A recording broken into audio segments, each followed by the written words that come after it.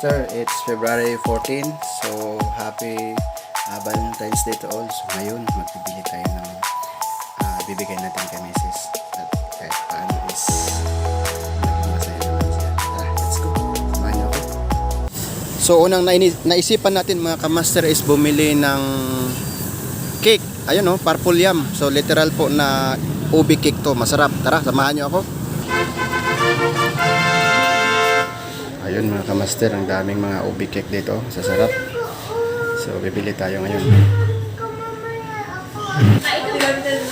Ayun oh, may heart sila na ubi, mayroon din silang choco. So mura lang mga Kamaster.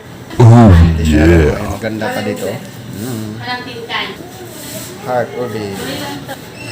Ayun, masarap din yan mga Kamaster. So nakapilit na tayo. Ayun mga Kamaster, napadaan din tayo sa mga nagbebenta ng flowers. So napakadami, sobrang traffic po. So hindi tayo makabili ng flowers ngayon. No. Iikot na lang po tayo mga Kamaster. So hindi man kasi hilig ni Mrs. yung mga bulaklak, ay iba na lang yung bibili natin. Tara, ikot tayo. Ayun mga Kamaster, so nandito naman tayo sa sikat na kainan dito sa Dicos. So itong Frangel, so bibili tayo ng paborito ni Mrs. dito, yung tinatawag nilang peanut butter. Tara, restaurant po ito at mga kakainan, maraming pagkain. Samahan niyo ako mga Kamaster.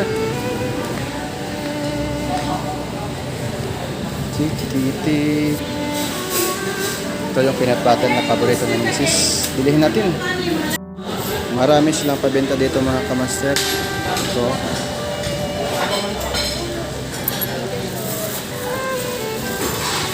ito yung mga kumakain sa kanila.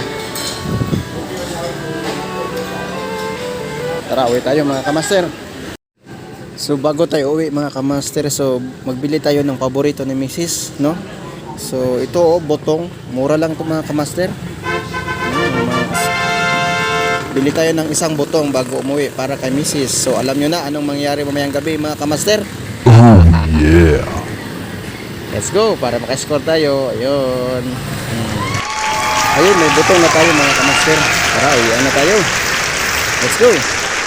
Ito na mga Kamaster, dito na tayo. So, yung nabili natin, yung botong, purple yam cake, at saka peanut butter.